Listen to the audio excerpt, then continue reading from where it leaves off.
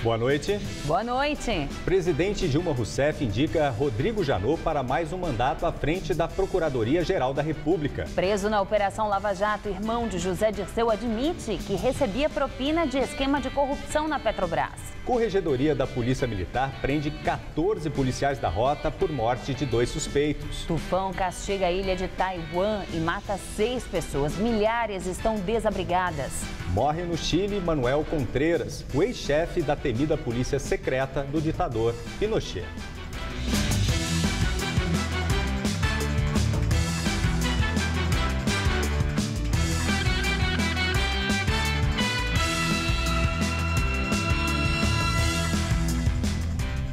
Presidente Dilma Rousseff confirma a indicação de Rodrigo Janot para mais um mandato à frente da Procuradoria-Geral da República. Em nota oficial, o Palácio do Planalto afirma que a presidente acolheu o posicionamento da maioria dos membros do Ministério Público Federal. Rodrigo Janot foi o candidato mais votado para ocupar o cargo pelos próximos 2 anos. Ele, que já exerce a função, teve 799 votos. Uma lista com os 3 mais votados foi encaminhada a Dilma. Agora, após a indicação da presidente, Janot terá de passar por uma sabatina na Comissão de Constituição e Justiça do Senado. Depois, o nome deve ser aprovado em votação.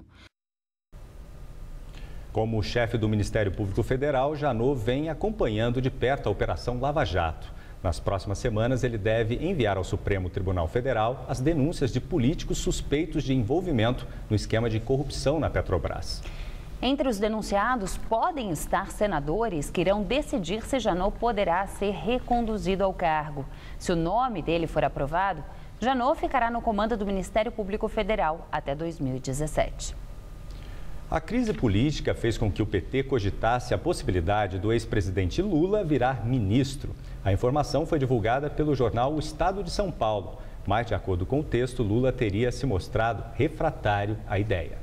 E diante da crise, a presidente Dilma Rousseff antecipou para amanhã o encontro semanal da equipe de coordenação política. A reunião, que geralmente é feita às segundas-feiras, acontecerá no Palácio da Alvorada. 10 ministros, entre eles Aloysio Mercadante, da Casa Civil, Jacques Wagner, da Defesa e Edinho Silva, da Comunicação Social, devem participar do encontro. Preso na Operação Lava Jato, o irmão de José Dirceu admite à Polícia Federal que recebia propina de um dos operadores do esquema de corrupção na Petrobras. A informação é do jornal O Estado de São Paulo. Segundo a publicação, Luiz Eduardo Oliveira e Silva contou aos policiais que os pagamentos mensais de R$30 mil ocorreram entre 2012 e 2013. Ele afirmou que recebia as quantias do lobista Milton Pascovitch, que também está preso. Luiz Eduardo afirmou ainda que os valores eram repassados de forma espontânea e que eram uma espécie de ajuda de custo para despesas variadas. Ontem, o juiz Sérgio Moro prorrogou por mais 5 dias a prisão de Luiz Eduardo e de mais 2 pessoas.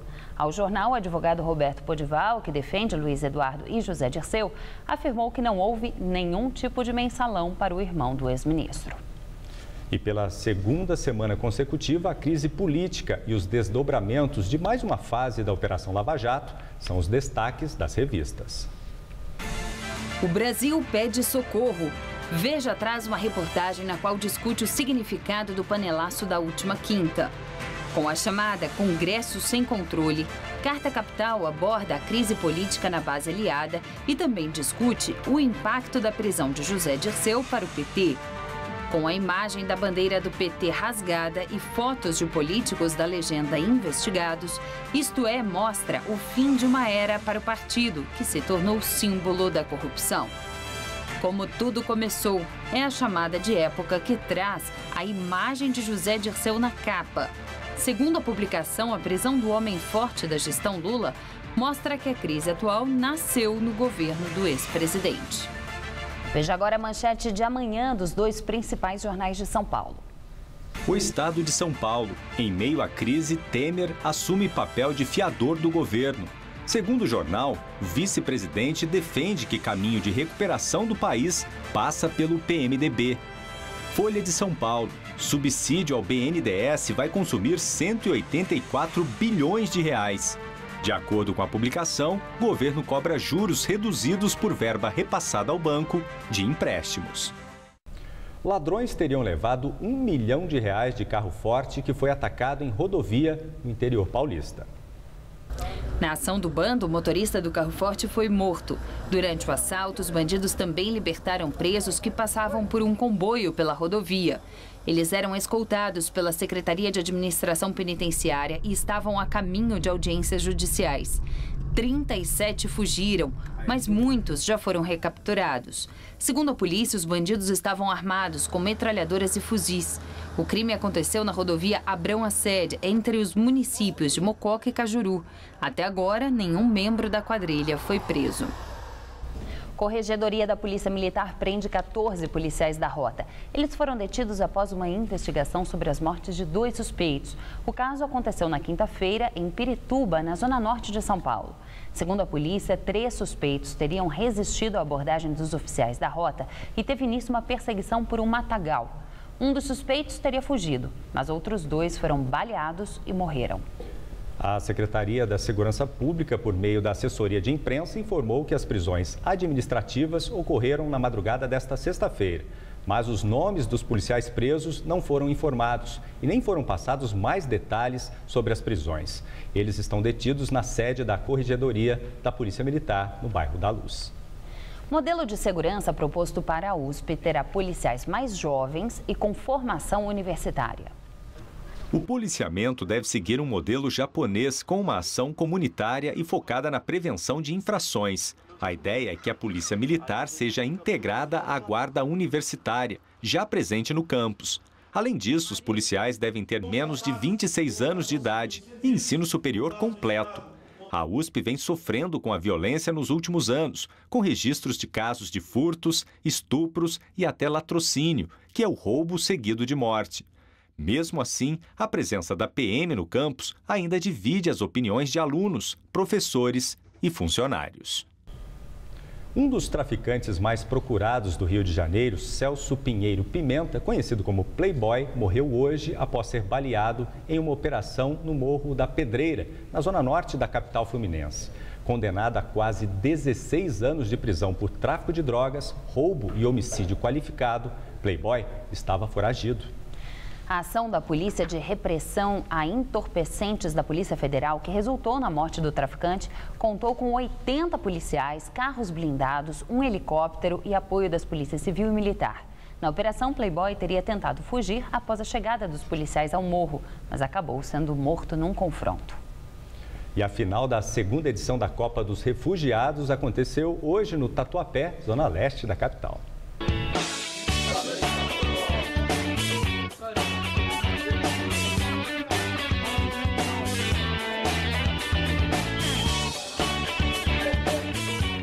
Sábado de muito sol em São Paulo, mas o calor de 23 graus em pleno inverno não desanimou os jogadores da Copa dos Refugiados. Antes da bola rolar, os ânimos estavam bem exaltados. É que jogadores da Costa do Marfim e da Nigéria disseram que não iriam jogar se não recebessem a premiação em dinheiro. Só que isso, na verdade, nunca fez parte do combinado. Semana passada não houve nada disso, semana passada tinham 18 seleções, hoje são as finais. Hoje, 2 times estão brigando porque querem prêmio em dinheiro, só que não há prêmio em dinheiro. Esse jogo é pela paz, é para que o brasileiro saiba quem são os refugiados que estão aqui, por que eles estão aqui. Segundo o Comitê Nacional para os Refugiados, o CONARE, no Brasil há quase 8 mil refugiados. Chinedu, que há 4 anos veio da Nigéria para tentar jogar futebol profissional por aqui, conta que a vida melhorou bastante. Graças a Deus, eu estou ganhando mais do que eu ganhei lá. Entendeu? Conseguiu comprar uma casa aqui já? Ainda não, eu vou comprar, mas não agora. Já o caso de Rafael, da Costa do Marfim, é diferente. Ele não deixou seu país em busca de melhores oportunidades. O que o trouxe ao Brasil foi outro motivo. Coisa de curiosidade, só não tem diferença Brasil e Costa do Marfim. Porque eu gosto de futebol brasileiro, carnaval também, por isso eu estou aqui. E quem também gosta muito daqui é a brasileira Yasmin, de 5 anos. Ela é filha do camaronês Joseph, que vive no país há 14 anos. A pequena diz preferir a terra onde nasceu a Camarões. O Brasil é meu time que eu gosto mais. Para o pai dela, que ajudou a treinar o time de Camarões, futebol é só alegria. Mas mesmo assim, ele não economiza nos conselhos aos jogadores. O conselho é a disciplina.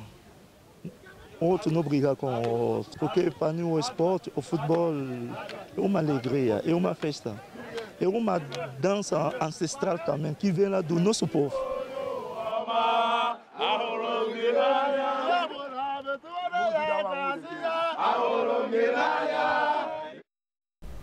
E o vencedor da Copa dos Refugiados foi o time de Camarões, que derrotou o Congo por 2-1. Um grupo de haitianos foi atacado na Baixada do Glicério, região central de São Paulo, no último sábado. A informação só foi divulgada hoje pelo jornal O Globo. De acordo com o boletim de ocorrência, 6 haitianos foram atingidos com tiros de chumbinho por uma pessoa que passava de carro pela região.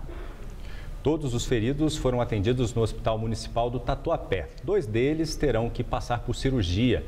O Centro de Referência e Acolhida para Imigrantes, órgão ligado à Prefeitura, diz que está acompanhando o caso. A Secretaria de Segurança Pública não deu detalhes do assunto. A operação comercial da linha 15 Prata do Monotrilho começa na segunda-feira. O trecho, com cerca de 3 quilômetros, vai funcionar das 7 da manhã às 7 da noite. O primeiro trecho fica entre a Estação Oratório e a Vila Prudente, onde o monotrilho faz integração com a linha 2 verde do metrô. A linha entrou em fase de testes em agosto do ano passado. A tarifa será de R$ 3,50. A previsão é de que, quando estiver completa, ligando o Ipiranga à cidade de Tiradentes, a linha 15 irá transportar 500 mil pessoas por dia. Vão ser 18 estações e mais de 26 quilômetros de extensão. A expectativa era que a linha 15 chegasse da Vila Prudente a São Mateus até 2010, com a expansão até Cidade Tiradentes, concluída em 2012. Um casal paulistano já plantou mais de 400 orquídeas nas margens do Rio Pinheiros. A meta é chegar a 1.000. Veja na videoreportagem de Renata Falzoni e Felipe Meirelles.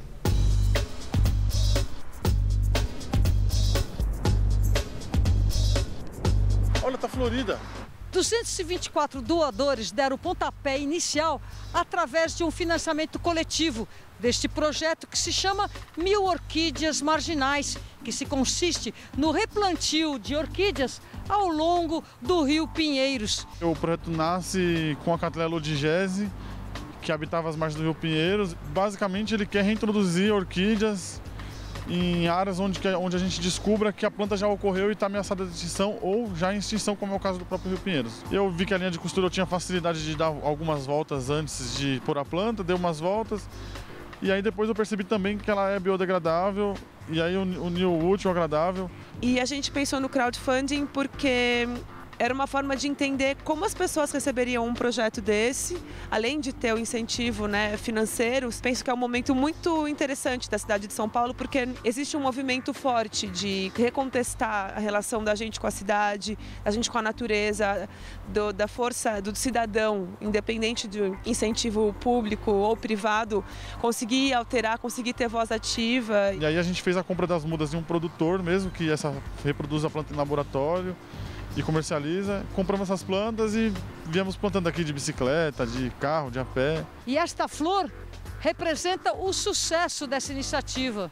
É um passo de formiguinha, mas que a gente já está colhendo os frutos. Quando eu vi a primeira orquídea florida, foi lindo demais, foi muito emocionante. Até agora elas estão enraizando muito bem, melhor do que eu pessoalmente imaginava que seria, mais rápido. E as flores das que floriram estão lindas da mesma forma, ou seja, o que elas estão precisando absorver do ambiente, elas estão conseguindo absorver. A floração da orquídea não é uma coisa ornamental, a flor tem a função de reprodução. O que é a marca do objetivo que para você vai ser?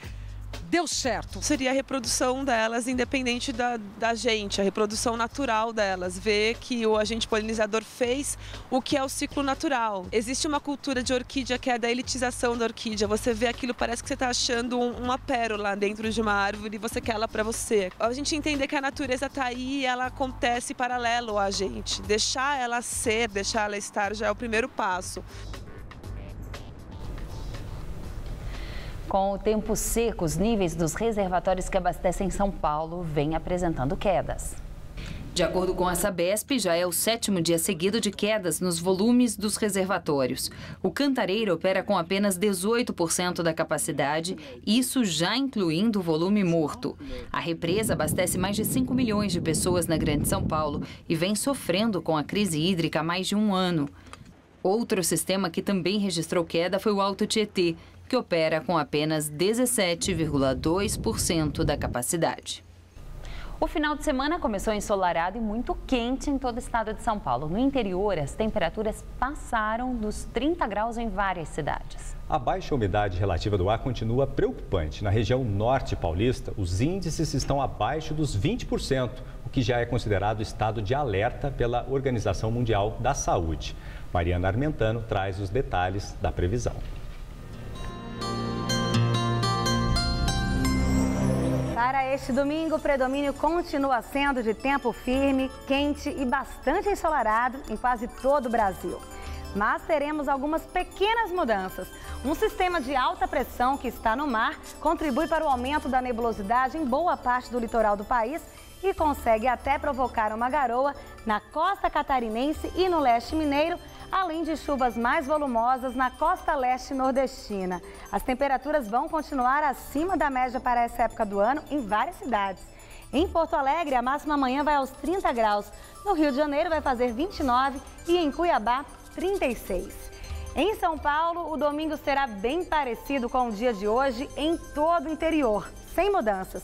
Apenas a faixa leste, o que inclui a capital paulista, é que terá um pouco mais de nebulosidade, a umidade relativa do ar melhora um pouco, mas não chove e ainda faz calor. Neste domingo, Dia dos Pais, mínima de 15 e máxima à tarde de 25 graus. Na segunda-feira, chega a fazer 26, com muito sol e céu azul. Na terça, a máxima prevista será de 25 graus, ainda sem expectativas de chuvas. Como vimos mesmo no inverno, São Paulo não escapou do calor e o tempo tem estado quente todos os dias. Para se refrescar, nada melhor do que ir a um bar de gelo. Isso mesmo, balcão, geladeira, sofá, tudo feito de gelo. O bar que não vende bebidas é uma atração gratuita aberta esta semana em um shopping da zona leste da capital. Casacos pesados e luvas. Esse é o traje oficial. Mas o Gabriel não quis nem saber, encarou os 3 graus abaixo de zero de camiseta. O cabelo, a barba ajuda a esquentar também, não? Ah, ajuda bastante. O público se diverte com as esculturas desenhadas a partir de blocos de gelo.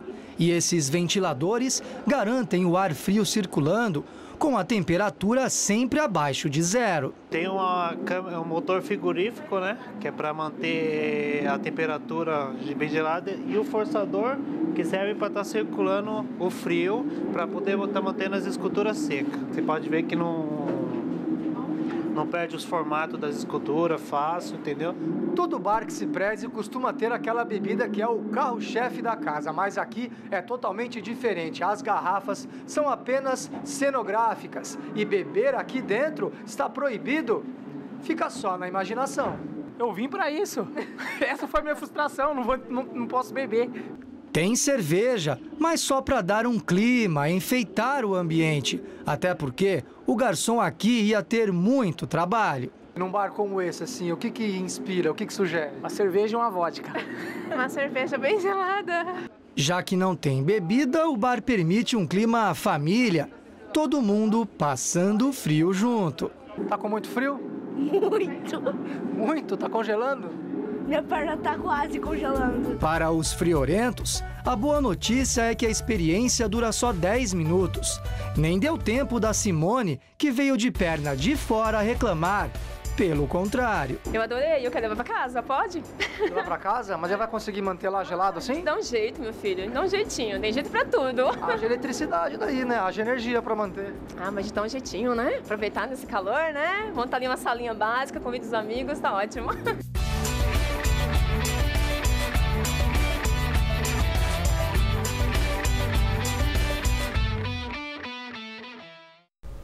O bar de gelo funciona no shopping metrô Itaquera, na zona leste de São Paulo, até terça-feira. A atração fica aberta ao público no mesmo horário do funcionamento do shopping. A entrada é gratuita. Tufão castiga a ilha de Taiwan e deixa pelo menos 6 mortos. A tempestade se desloca para a China. O tufão Soudelor chegou com rajadas de vento de até 200 km por hora. Árvores e postes foram arrancados. 3,5 milhões de residências ficaram sem luz e 10 mil pessoas foram retiradas de suas casas. Centenas de voos foram atrasados ou cancelados. As chuvas fortes devem continuar até amanhã de domingo. O tufão pode chegar ao sudeste da China ainda hoje. 2 províncias continentais mais próximas de Taiwan lançaram alerta máximo. 250 mil moradores foram obrigados a deixar suas casas. E mais de 2.400 pessoas foram obrigadas, a deixar suas casas por causa de um incêndio florestal na Espanha. O fogo começou há 2 dias e já devastou 6.500 hectares de florestas na região da Extremadura, no sudoeste da Espanha. O governo admite a possibilidade de que o incêndio seja criminoso. Ventos fortes e altas temperaturas ajudam o fogo a se espalhar. Bombeiros e aviões das regiões vizinhas da Andaluzia, Castela e Leão e também de Portugal ajudam no combate às chamas. Morre no Chile Manuel Contreras, o ex-chefe da polícia secreta do ditador Augusto Pinochet. Manuel Contreras tinha 86 anos e cumpria sentença de 520 anos de prisão por crimes contra a humanidade. Há alguns dias ele foi levado ao Hospital Militar de Santiago. Contreras sofria de várias doenças, como câncer de intestino, leucemia, hipertensão e diabetes. Dezenas de pessoas se reuniram em frente ao hospital para comemorar a morte. Contreras comandou a temida DINA, a polícia secreta da ditadura de Augusto Pinochet, entre 1974 e 1978. Cerca de 400 crimes já foram atribuídos à DINA, incluindo sequestros e assassinatos, alguns até fora do Chile. Contreras vai ser cremado em uma cerimônia familiar. Um decreto emitido durante o primeiro governo da presidente Michelle Bachelet determina que nenhum militar que cumpre pena por crimes cometidos durante a ditadura poderá receber honras militares.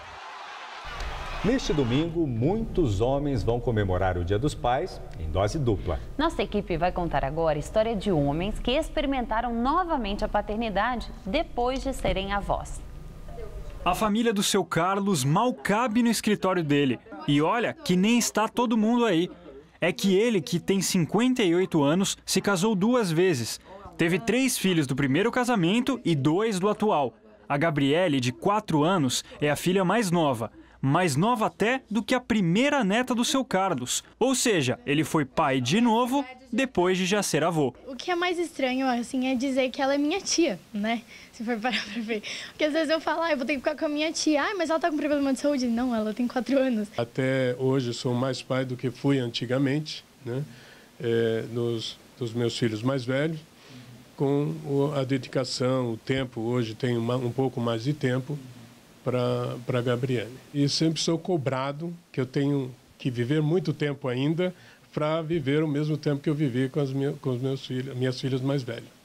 Foi bem parecido com o Paulo, hoje com 66 anos.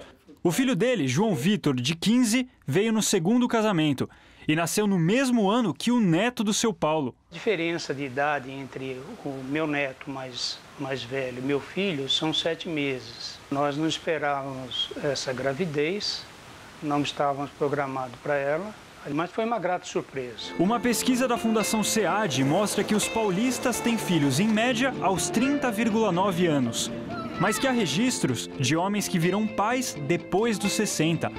Foi o que aconteceu com o apresentador Serginho Groisman.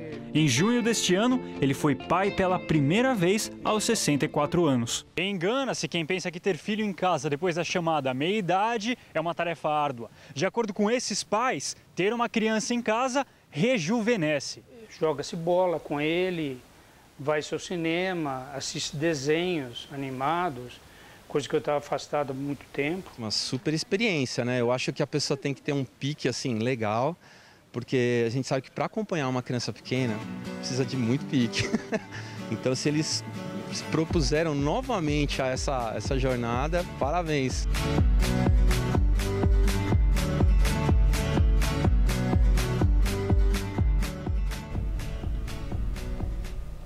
O Jornal da Gazeta termina aqui. A edição de hoje pode ser vista no site do Jornal da Gazeta. Um ótimo domingo para você. Nós voltaremos na segunda-feira às 19 horas. Uma boa noite e até lá.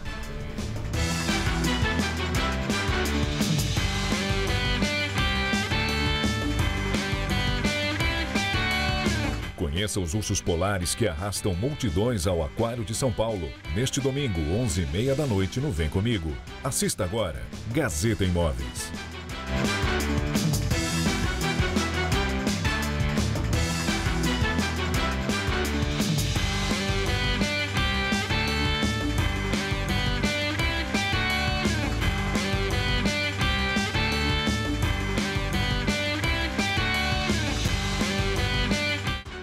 Jornal da Gazeta.